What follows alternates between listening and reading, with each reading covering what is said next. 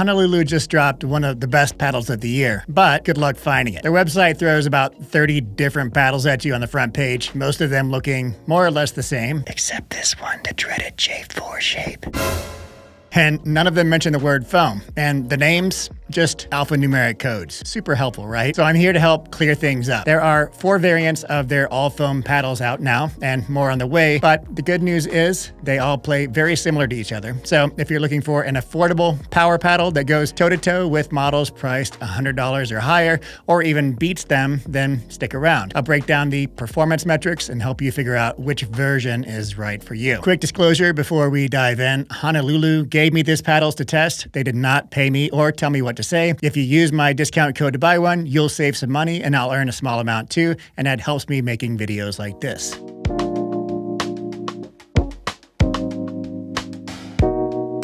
These paddles sell for $195, but you can save 10% with my code Johnkew. All of the paddles are the same shape except the one that has a longer handle. I'll explain more on that soon. So first, let's break down how the names actually work. Each paddle starts with J2. That just tells us the shape, and I'll put the dimensions on the screen now so you can figure that out. And then there are 2 types of foam. NF stands for notched foam. FC means foam core. Right now, the J2FC has only one version, the J2FC Plus, and don't ask me why they added a plus to it, they just did. The J2NF comes in 3 styles. You have the J2NF, which is plain carbon fiber face, the J2NFK, made with Kevlar, and the J2NFT, which stands for titanium or PET shiny threads. If you see the paddle marked J2NFL in this video, you can just ignore that L. That was an old label. Got all that? Don't worry. Here's the short version. Both models feel great with that signature foam dwell time. The J2FC Plus plays a bit softer, while the J2NF is slightly stiffer. We'll get into more of those subtle differences later on.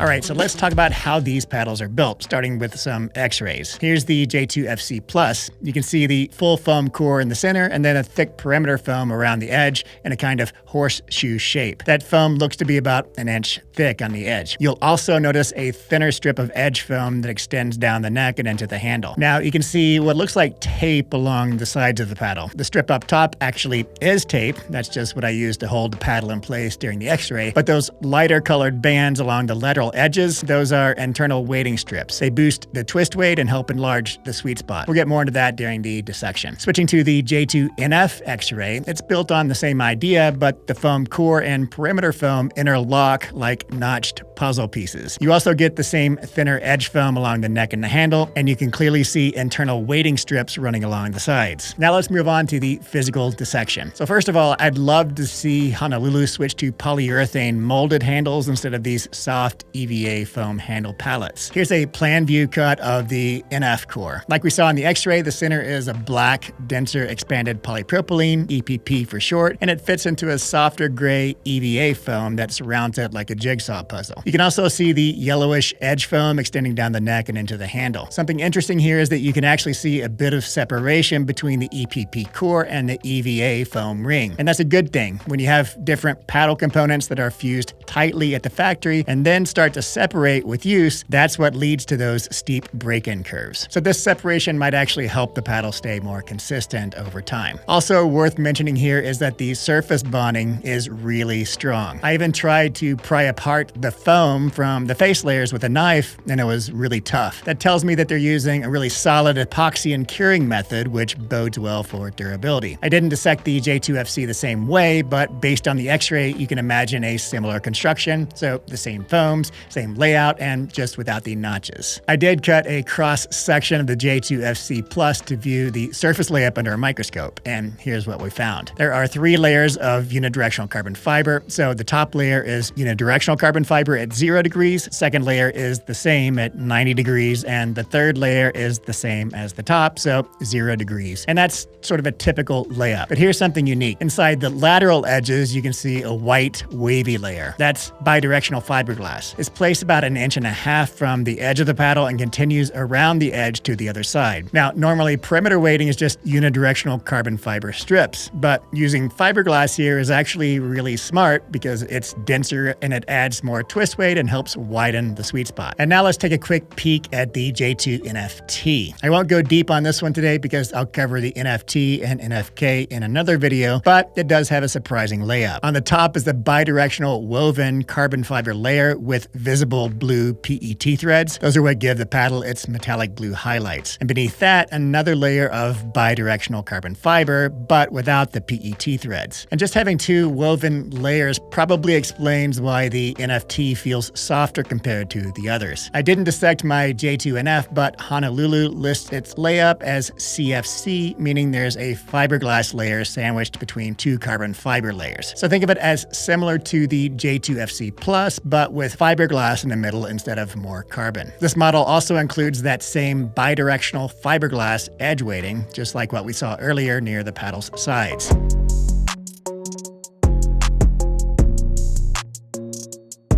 As always, I ran my full set of performance tests, and for this one I'll also discuss KewCOR, which is my version of USAP's PBCOR and what UPAA calls PEF. Basically, it measures how much energy the paddle returns to the ball during impact. In short, it's my firepower score. But before we get into those results, let's start with the usual suspects: spin, power, pop, maneuverability, and sweet spot. Starting with the J2NF, at the top of the graphic, you'll see the raw numbers. Below that, I've got a radar chart that shows where this paddle lands relative to the 300 plus other paddles in my database. On that chart, the left side tells you about firepower, power and pop. The top right is all about control and forgiveness, and the bottom shows maneuverability and hand speed. Looking at the J2NF, we've got a really well-balanced paddle here. Firepower's solid, especially the power number. Spin is excellent, and twist weight, way above average. And that high twist weight is what gives it such good control, which is surprising for a paddle in the power category. Also, the swing weight and balance point are both low, which means it's fast and easy to maneuver. Now, if we switch over to the J2FC Plus, you'll see it looks almost identical. The only real difference is a tiny bump and pop and a slightly lower balance point. So, bottom line, these two paddles are very similar in terms of performance, but with one subtle difference. So both land firmly in the power category, both offer excellent control and maneuverability, and the only slight difference is that the J2NF is a bit poppier. By the way, if you want to see these radar charts for nearly every paddle, then I've got them up on my site, JohnKewPickleball.com, or just follow the link in the description.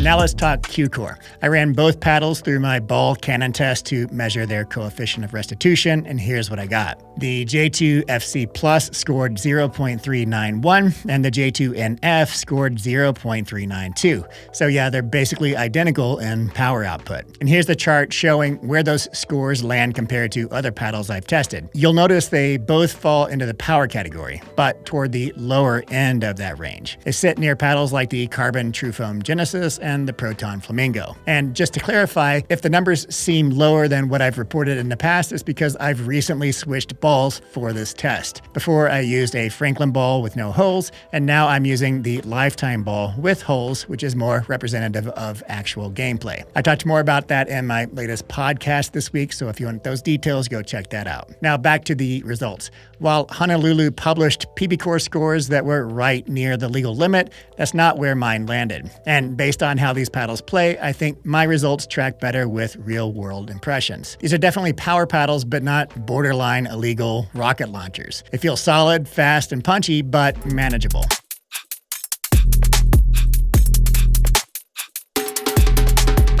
Now, this part is based on limited playtime because I've been injured for the past few weeks and haven't been able to play full-speed competitive games.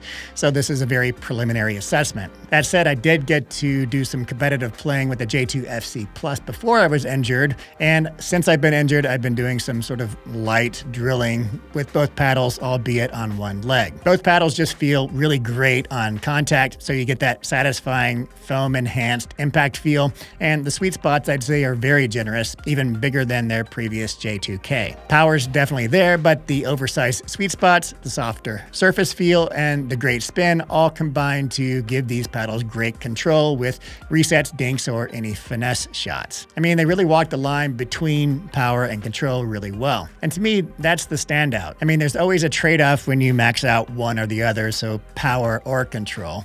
But Honolulu has managed to sort of bridge that gap more than other paddle companies, I'd say, and offers a power paddle here with basically the same level of control that you get with some of the best all-court paddles, which are a notch below in firepower. Now, they also play great stock because they're weighted appropriately, but personally, I added 3 grams of tungsten tape to each side, right above the 8 o'clock and 4 o'clock positions, or just under the 9 and 3 o'clock positions. And that gave me a little bit more plow through, and it widened the sweet spot even more.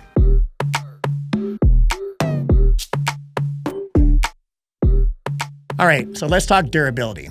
That's been the Achilles heel for a lot of power paddles over the past year and a half, especially ones with polypropylene honeycomb in the cores. The issue is that those cores, so the honeycomb polypropylene cores, can get crushed, which ruins the paddle's integrity and basically turns it into an out-of-control bazooka. If you've ever hit with or against a broken mod, you know exactly what I'm talking about. But here's why cores that use just all foam, like the ones in these Honolulu paddles, are different. EPP foam can't crush in the same way. It doesn't have these straight cell walls that collapse and form these little tiny trampolines.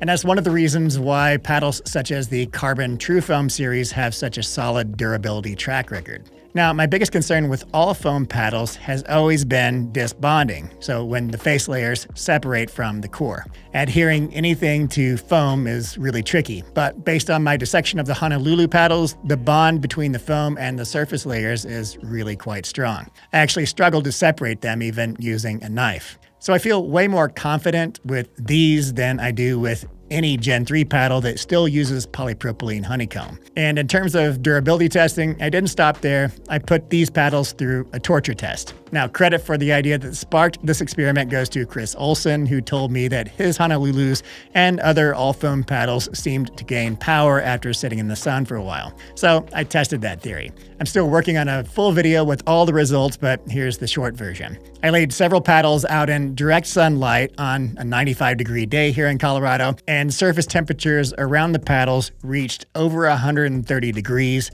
and that was so hot that they were actually painful to touch. So I tested each paddle's KewCOR before the heat exposure at 70 degrees Fahrenheit, and then again right after baking in the sun, and then one last time after cooling overnight. And yeah, you can even hear the difference right away. When they're hot, the ball makes a lower, bassier sound off the paddle face. So both the J2NF and the J2FC Plus jumped from 0.392 on my KewCOR to 0.467. Now, that's deep into the red zone, as you can see on this chart, into this area where all the illegal paddles reside. And I saw similar spikes in 3 other all-foam paddles from different brands. But here's the key point. Once they cooled down, the paddles returned to their original KewCOR numbers. So the same performance as before. No permanent change. In fact, while we were testing, we even noticed the rebound speed dropping in real time as the paddles cooled during testing. It's also worth noting that this wasn't exclusive to paddles with all-foam cores. Gen 1 through Gen 4 paddles all showed increases with heat, but the all-foam cores had the biggest jumps. Now, 2 of the paddles in that test did disc bond in the sun. The face sheets bubbled up and separated from the core, completely destroying the paddles. Both were from the same company, not Honolulu. Now, I'm not naming names yet until I finish the analysis, but it was reassuring to see that Honolulu's paddles held up great. No bubbling, no delamination, and no failures.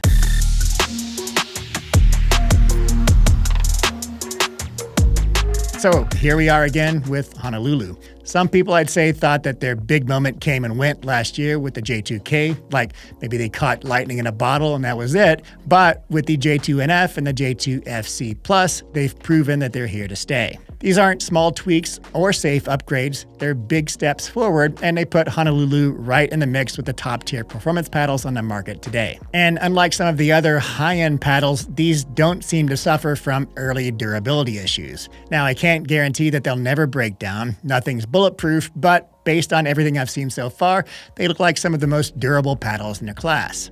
Now, if you're trying to decide which one to get for your particular play style, honestly, you can't really go wrong with either the J2NF or the FC Plus. They're that close in performance. Honestly, I'd have a hard time telling them apart in a true blind test. That said, there are a few subtle differences in feel. Now, both have this soft, pleasant foam response, but I'd say the J2NF is a little stiffer, a little poppier, probably because of that fiberglass and the layup. On the other hand, the J2FC feels a bit softer overall, so more plush, less springy. And could the notched foam core in the NF be playing a role?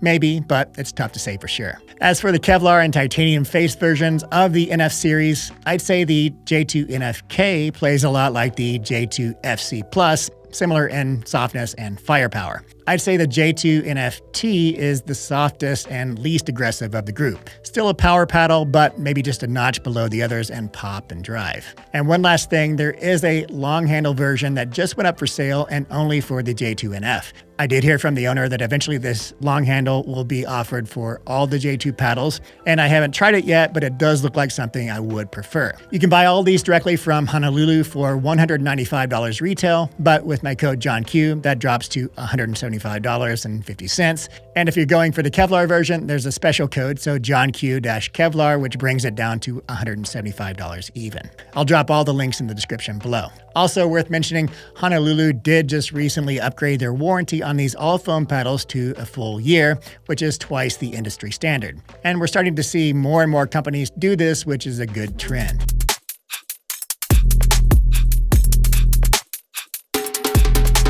So if you're looking for a power paddle that won't break the bank but still competes with the best in the game, the J2NF and the J2FC are both top-tier options in my book. All right, that's it again for this one. Thanks for watching, and I'll catch you again in the next video.